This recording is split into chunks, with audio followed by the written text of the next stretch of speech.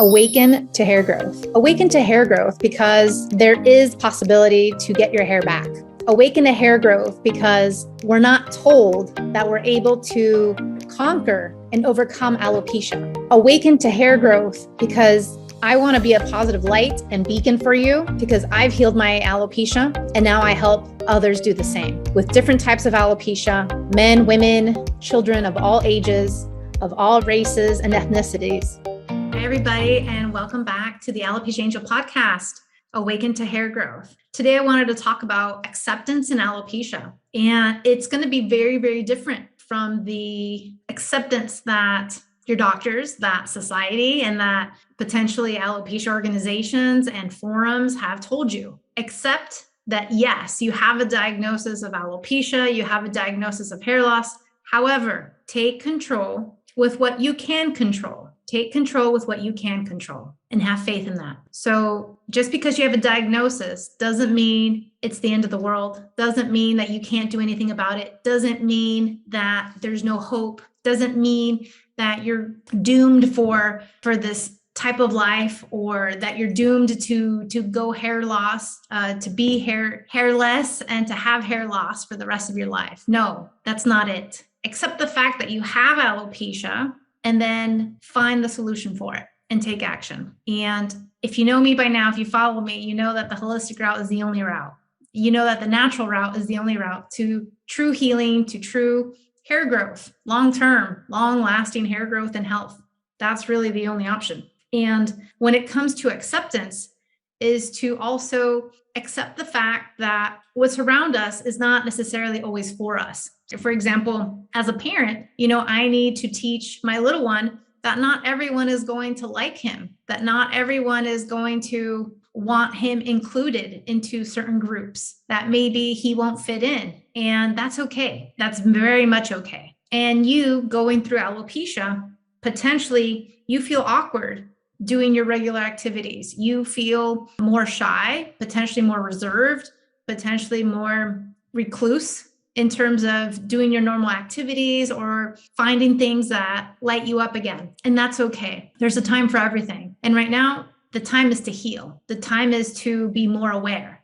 The time is to accept and move forward. So for example, if you lose a job, if you failed a class or failed the grade or did bad on the test, or if you didn't get the promotion, or if it took you a little bit longer before you were able to graduate, or any of these instances where it seems like a failure, where it seems like a setback, where it seems like it's holding you back, accept the fact that's the situation currently. But that doesn't have to be the end all be all. That doesn't have to be your only option. So for example, if you failed the test, that means that you didn't answer some of the questions correctly. That means that there's still more to learn, maybe more to memorize, maybe more to understand completely, thoroughly, so that you can pass the exam appropriately, right? In terms of not getting the job, rejection many times allows you to be redirected in life. And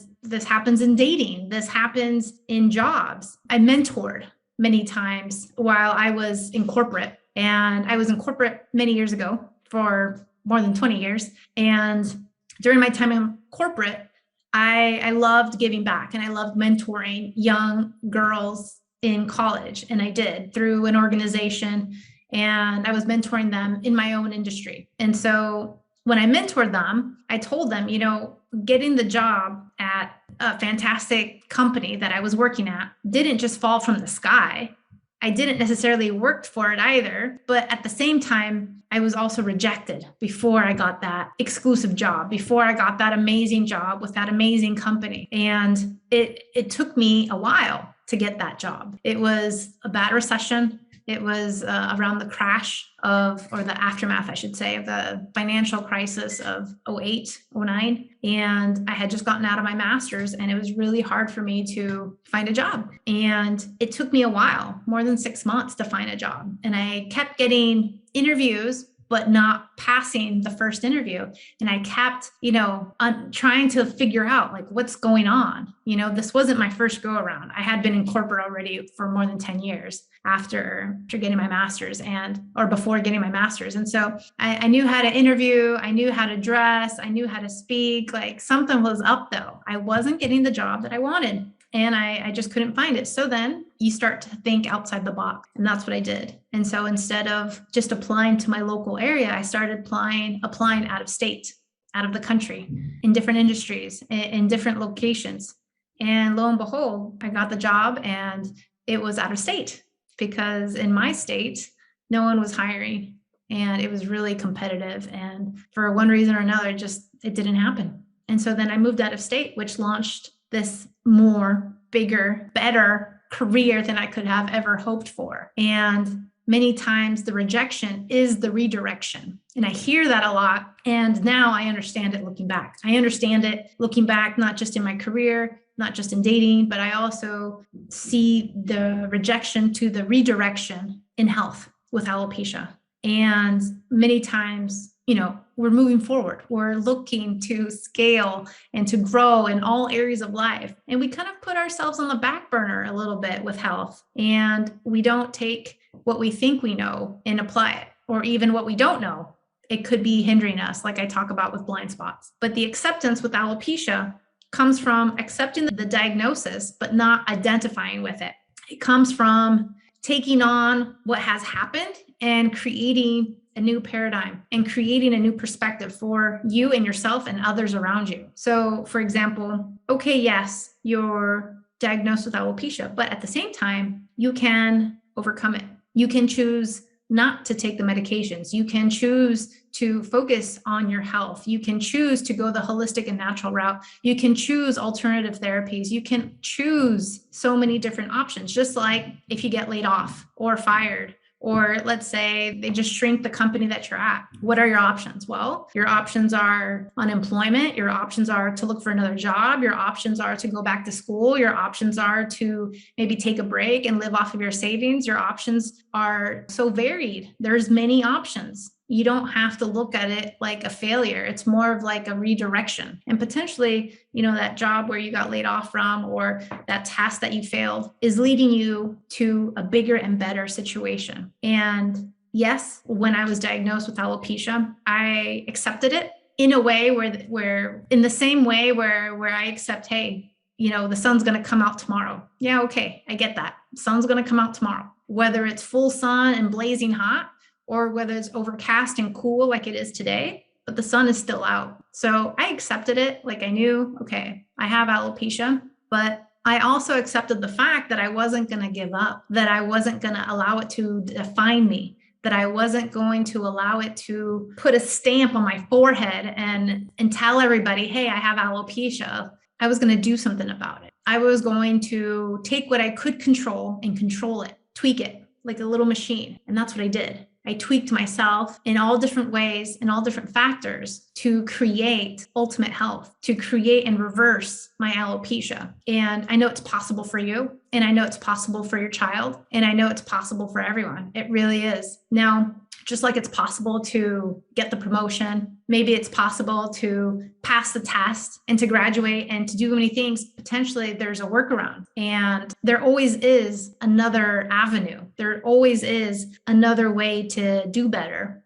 There's always is alternatives. And when I was looking at healing my alopecia, I started where everyone else started. I started going to doctors. I started going to the dermatologist. But at the end of the day, I knew that wasn't the long-term solution. I knew that wasn't going to help. And if anything, it was going to deteriorate my health further. And so I stopped, and I'm happy I did. Now, granted, the road to full recovery took 3 years, not a short amount of time. But for living the life that I did, for going through the motions, and not realizing the harm I was doing to myself and to my health, alopecia forced me to focus on my health and on my hair. And now I'm stronger because of it. I'm healthier because of it. And I've upgraded myself on all levels because of it. And so I'm at a better place today because of alopecia in terms of my health. I'm at a better place today because of alopecia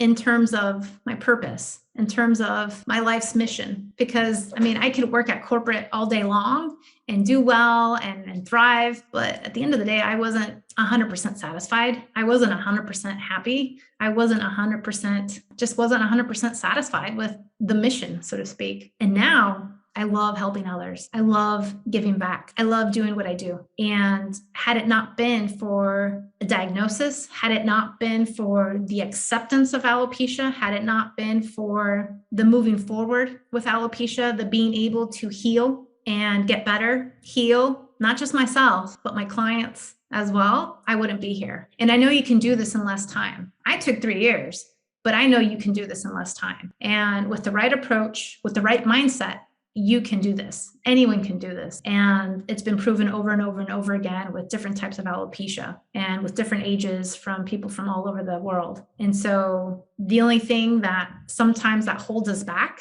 is our limiting beliefs. And I say this, I talk about this here and there, but yes, limiting beliefs hold you back. And so accept the fact that you have alopecia, but then do something about it. Don't let it drown you. So for example, with a breakup, many times people drown themselves with a breakup and they hold on to that vision that they had of themselves before breaking up with their loved one, before breaking up with their partner. And I understand breakups are painful. I've been through them myself. But at the same time, that next person is going to be so much better. That next person is going to be worth this pain. And I can say that personally as well. Because of breakups in the past, I'm in the best relationship possible today. And I know it's perfect for me. Through the pain, we're able to achieve better than what we expect. Sometimes, like I said, the rejection is the redirection. And so think of alopecia like a redirection towards your life, a redirection towards a focus on your health, a focus on what you need, a focus on what you want. And I think even COVID taught us that a lot too. It had us scratching our heads, right? If life is really so fleeting and if life is so precious where we can just like catch some sort of flu and then pass away so quickly, what is it that we want to do today? What is it that we want to accomplish? What is it that we want to have no regrets about? What is it that we want to, how we want to live and how we want to go about doing it to make us fulfilled, to make us happy, to have a sense of satisfaction. But you can't do any of that without your health. And COVID taught us that lesson, but alopecia is also teaching you that lesson right now. What is it that needs to change? What is it that needs to happen for that change? And I will say, let me add on to acceptance of humility, because alopecia also humbled me in many ways. And it's also humbled many of my clients. Many of my clients are personal trainers. They're nutritionists, they're clinicians, they're pharmacists, they're in the health and wellness industry. And yet they are also humbled at the fact that they have alopecia. They're also humbled at the fact that something's not right. And then when you have another health and wellness professional look at them, evaluate them, and start pinpointing all the things that they're doing wrong, they're like, oh, you're right. And, they're holding on to certain things and you're like, this isn't helping you. This isn't helping the cause. You know better. And maybe they don't. Maybe they do. I would hope they do. But many times they don't, because there are also blind spots. And so once you have someone else evaluate you, then you're like, okay, this needs to change. And then I can start to see the hair growth. Then I can start to do better. And again, once you know better, you do better. And I think being humble and coming back to earth and understanding that there's so much more that we need and we can and we should be learning. It's a humbling experience. Alopecia was a very humbling experience for me. Because I thought I was healthy. I was diagnosed, when I had a personal trainer, when I was very fit, the fittest ever in my life, when I was at my peak, when my hair was at its most amazing. And yet I was still diagnosed with alopecia. I thought all my ducks were in a row.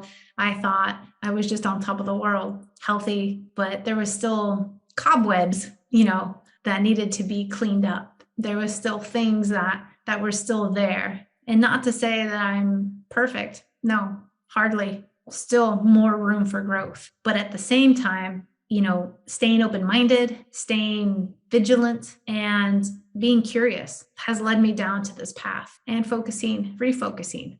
My priorities, refocusing on my health. And I think this is a huge takeaway because, again, a lot of my clients are in that age bracket from 2030s to their 50s, 60s. So whether you're in the beginning of that bracket or towards the end of that bracket, either way, you want the rest of your life to be super healthy. You want the rest of your life without the nagging aches and pains. You want the rest of your life with full head of hair.